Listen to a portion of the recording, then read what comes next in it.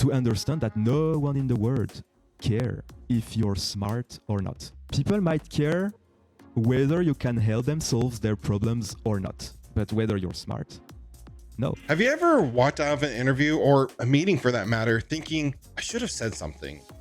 In tech, it is easy to assume that our skills will speak for themselves. But the truth is, communication can make or break your career in this industry, especially if you're introverted. Navigating meetings, interviews, and team dynamics can feel like you're stuck on mute while everyone else has the mic.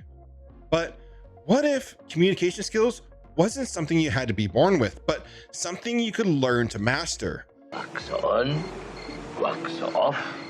Today, I'm joined by Geoffrey Huck, a former software engineer turned public speaking coach who specializes in helping IT professionals unlock their voice, even if you consider yourself analytical, introverted, or just socially awkward. In this episode, we'll explore the mindset shift that can change how you show up in the workplace, practical strategies on how to stand out without selling out, and how to lead with confidence, even in a room where you feel like you're the quietest person there. Here's the thing, great communication is the foundation of a successful career in tech.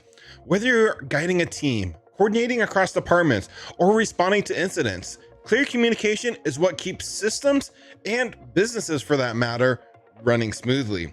And one of the smartest ways to build on that foundation is having a solid understanding in cybersecurity. Right now, there is over 700,000 open cybersecurity jobs in the US alone, and even more around the world. Companies need people who not only understand systems, but also know how to protect them and respond effectively when things go wrong. That's where this episode's sponsor, Coursera, comes in. They've got professional certificate programs from Google, Microsoft, and IBM. Beginner friendly and built for people just like you. You don't need to be a programmer or have a security degree. These programs walk you through everything step by step, from threat detection to incident response, and give you hands-on experience with real-world tools like Splunk, Microsoft Defender, and IBM's QRadar. You're not just learning theory, you are gaining job-ready skills that actually matter in the field. And when you're finished, you'll walk away with a certificate that hiring managers will recognize. I've looked through their content myself, and this is exactly the kind of training I wish I had access to when I was first starting out. If you want to take the next steps in your tech career, hit the link down in the description to check out Coursera's cybersecurity programs. Communication is critical in the tech industry, and cybersecurity is critical to the future of tech. Now, without any further ado, let's roll into this week's episode. My name is Jeff. I'm a former software engineer. I was a freelancer for about 10 years. And then I switched into public speaking. The funny thing is that speaking in public used to be my weakest point. I used to lose all my mental abilities whenever I had the attention on me and when there were people around. And it was extremely frustrating. So I wanted to get rid of it because it was blocking me professionally. I felt that they were a ceiling and I couldn't go above it because I couldn't speak confidently. So it led me to work on it a lot to overcome it. And surprise, surprise, I started to like it, which I didn't expect at all. And I became quite good at it. People started to ask me for advice. I became the president of the speaking club, Toastmasters speaking club that I joined at that time. And so I decided to do it full time. So nowadays I'm helping fellow tech people who have trouble to speak to be better at it. You've worked with a lot of people in tech professional. Why do you think, us people in tech often struggle with public speaking when presenting our ideas? You might think that speaking is related to the skill you have in the domain of which you speak. So it's one of the misconceptions we have in tech is that if I'm not speaking well, might be because I'm not experienced enough, because I don't have enough knowledge yet. But in fact, even if it's slightly related, because of course, if you're an expert in your topic, it will increase your ability to speak about it. You can explain better and etc. But speaking is a skill by itself.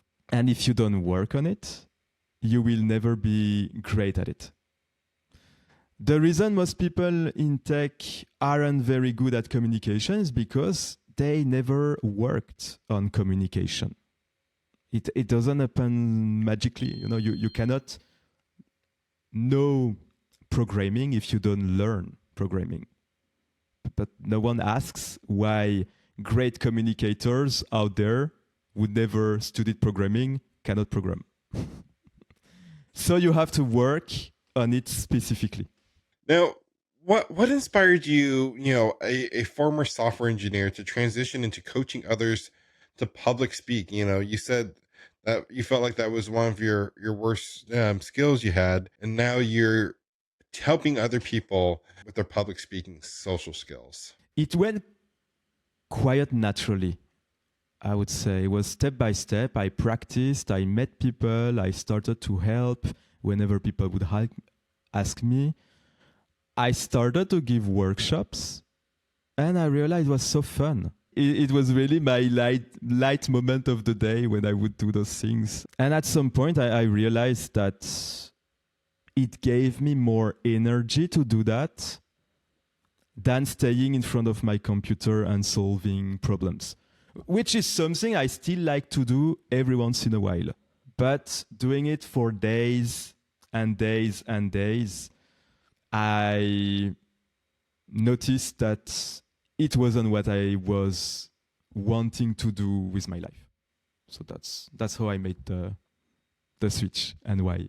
Now, do you consider yourself an introvert still? And, if so, how did that shape your approach to communication? Yeah, when I was young, I read all those articles on personality traits and realized that I was scoring at the extreme end of the spectrum of introversion. And to be honest, at that time, I thought that maybe that's just who I am.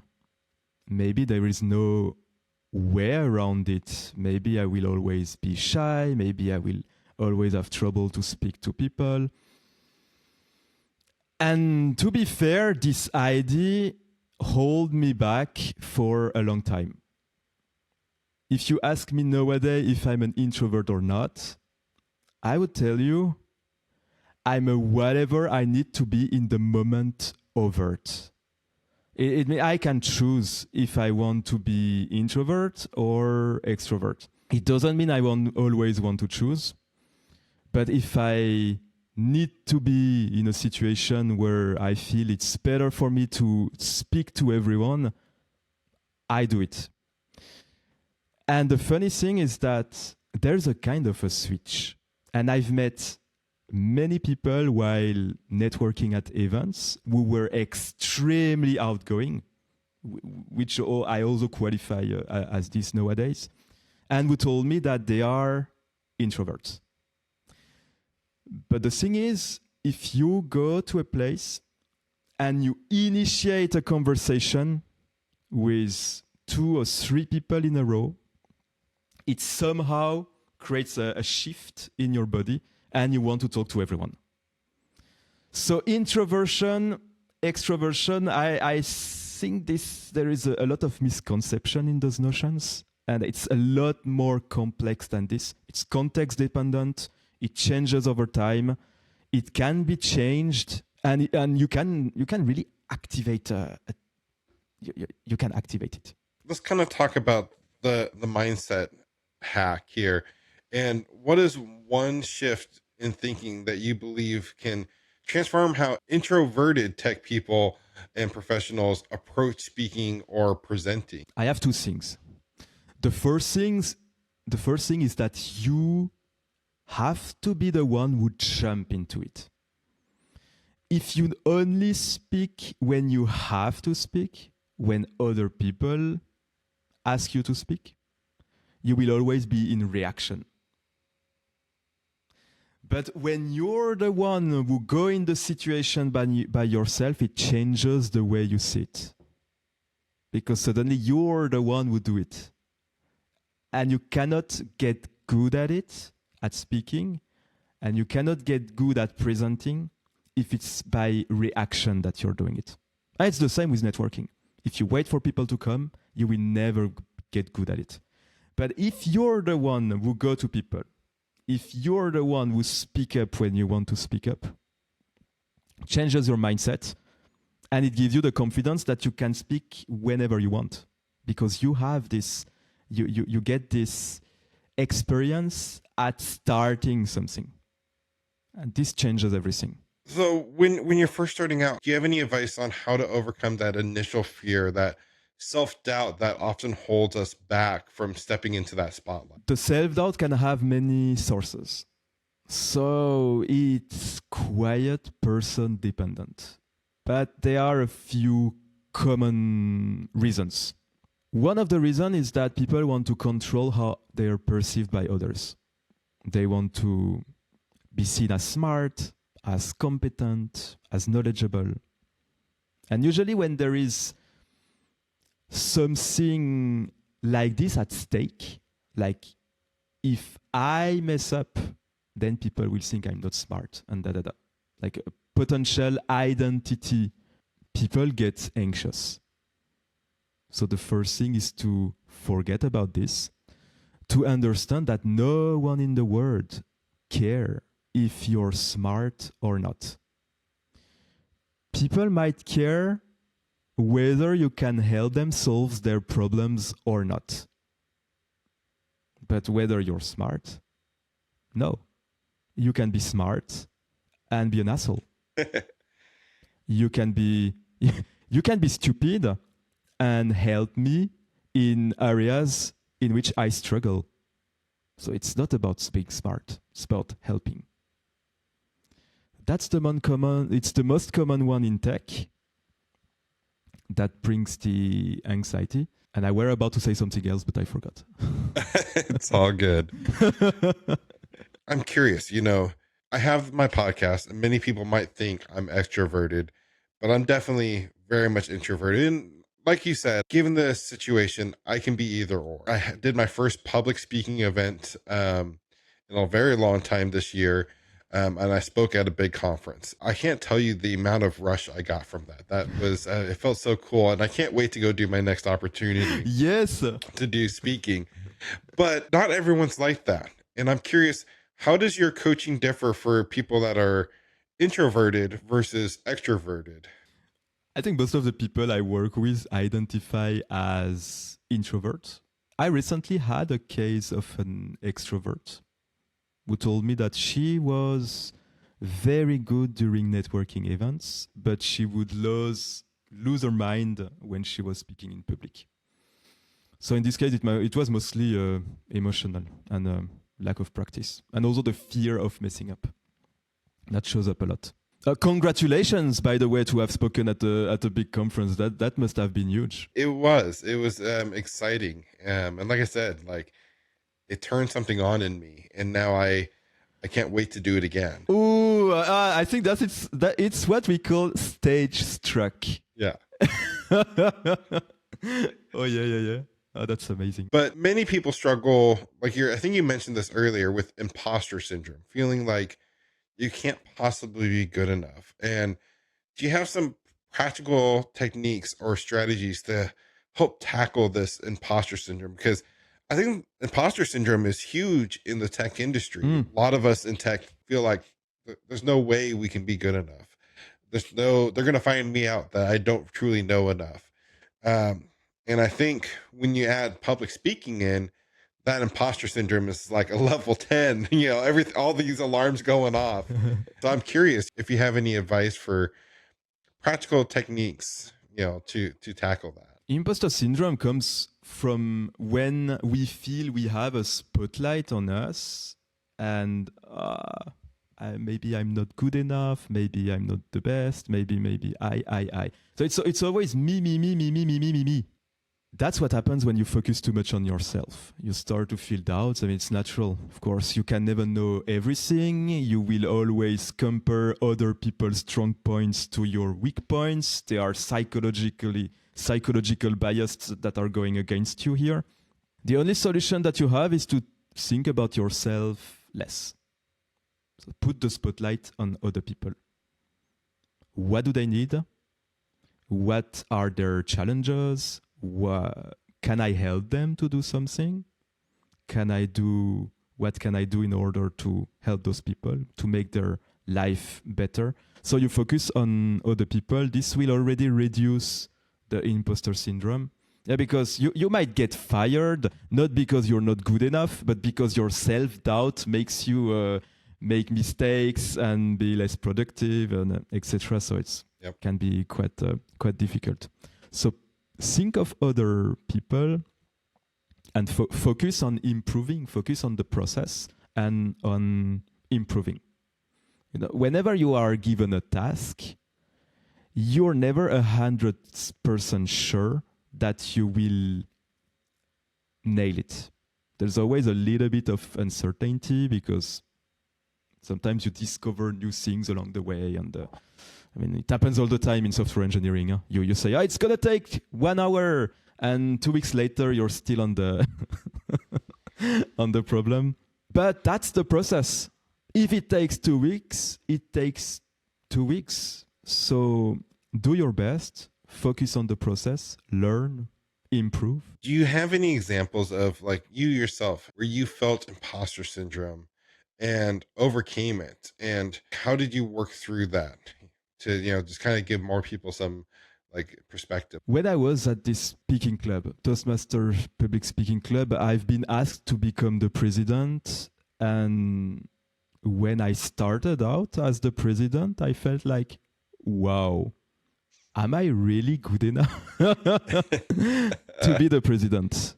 It took me a few 2 to 3 months to overcome this uneasiness and this sensation that I had. Because first I thought that if you get given the title, you automatically get the confidence that comes that comes with it. But it didn't happen. In fact, I was a lot less confident in my first sessions as president that I was as a member, where I used to be very ongoing and talk to everyone. And I realized that I was trying to play president. It wasn't completely myself anymore, but it was a kind of a mix between Jeff and what I think a president should be or should behave. And I think that was the problem that I had. I wanted to play a role. And when I realized it, I just thought, let's just do what I like, be myself, president or not. Let's just think I'm whoever in the room, not necessarily with a title. And suddenly I was just natural again. So I talked to people, I was myself, and I found the joy back. I can relate to that story, because when I first started this YouTube channel, I had tons of imposter syndrome, and I really tried to kind of overanalyze everything. And when I just decided to finally be myself, and this is what it was going to be, and started bringing joy to me a lot more. I feel like I started excelling at what I was doing here on the channel. It was just trying to help out people, to give advice and insight to accelerate their careers. And yeah, I absolutely can agree with that. Now, you mentioned this, I think, a little bit earlier when we were talking, but like when people go out to do like networking events, they feel drained by networking with people or socializing. And how can you start building that skill, and how can you start practicing that to not so socializing and networking isn't so draining? Oh yeah, that's a great point. I was thinking about it on the other day. You might think that if you feel drained, maybe networking isn't for you. That's one of the traps. But the reality is, if you're feeling drained, Either you're not doing it in the right way, or you're not in the right place. Can happen that you just go to events where you have nothing to share with people out there. If you don't think that the people you meet are valuable and interesting, and if you're not curious about them, how can you be inspired? How can you be excited about meeting them? But it's also because you might do it in the wrong way. Because maybe you go to a professional event and you think, I need to make contacts. Or you think, I'm in a professional event, so you're acting as a kind of professional-ish how you should act. Acting? I'm not acting. In one of those events, so you're not completely yourself. It's mostly a mindset shift in this situation. So the way you approach networking can define how you feel about it. What works well is to go to a networking place with the mindset of everyone has something exciting and interesting within them, and I will try to find what it is. Creates curiosity, and you become interested in other people. And then drop the I'm smart, I'm in tech, I'm blah, blah, blah. Drop all the masks and go there just with who you are, because you're there to make friends. When you made friends at school, you didn't try to act like a tech kid, or you didn't have, we didn't have all those identities. You were just yourself, and you made your friends, and you were laughing. So you want to find the same way of being, right? Because if you're yourself completely without any mask, if you're having fun, if you're interested in other people, networking will give you energy. And when you're there, it becomes fun.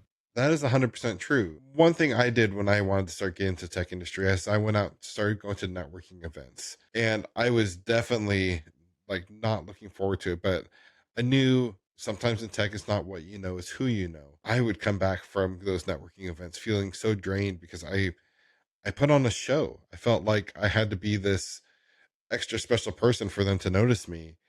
And that wasn't the case, you know.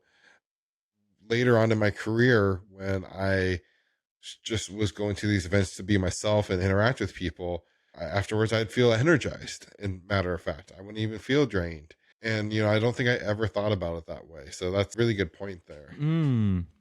One thing I'm curious about your thoughts on, you know, people in tech, they often deal with complex and really kind of detailed topics. And when you're having to like present that to someone who's maybe not quite as technical, how can you still make these topics engaging and understandable for like the general audience? It's one of the difficulty of technical people. That whenever they're speaking to someone who are not in tech, who are in a different role, they drop too many informations. Yeah, and it's because you're passionate about what you do. You know, you're like, oh yeah, I have this big thing to overcome, this bug I was working on for weeks. So it's so, for you, it's really what you were doing. Yeah. And it's your view of what you were doing. And so when you talk about it, you want to drop all the informations. But most likely the other person doesn't really care. It is okay to... every once in a while, talk a little bit about your struggles and the difficulties that you have and how you overcome it, because this is something that makes us connect emotionally. You know, even if the other person doesn't know tech, they still know what it is to struggle with something, to have unexpected issues. So in a low dose, it can be nice to make emotional connections and to make the other people kind of grasp what you're doing in your daily job. Because what we are doing for other people is extremely mysterious. But do it with a low dose. If you want to talk about things that are related to tech, Usually you shouldn't talk at all at the technical side of it. You should talk about the impacts that it has for the other person or for the business. So I give an example here. If you're stuck because there is a dependency that you cannot update because it's been a while, the dependencies of the project haven't been updated and it's a big mess and it delays a new feature and you might start to talk about this. Yeah, we have a component, but it's too technical. Most likely the other person, they just want to know how long it will take to solve. What's the impact on the business? We will not be able to release this feature for the next week, but we are working on it and we expect to release it by next. If there are uncertainties in the time frame, that's something that affects the business. So you might say we have an uncertainty and we will know more about when we will be able to release in 2 or 3 days when we figure it out. But if you go too much into it, then the other person will not care. You might also want to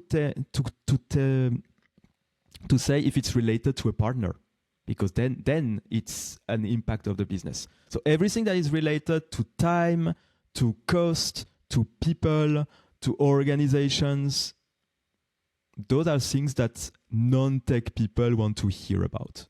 Now, before we go on, if people want to reach out to you, if they want to follow you, where can they find you? And also, I think we've kind of mentioned that you offer coaching for people as well.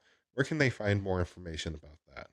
So I offer mainly one-on-one coaching for people in tech who wants to be more confident and speak more effectively. You can find me on LinkedIn.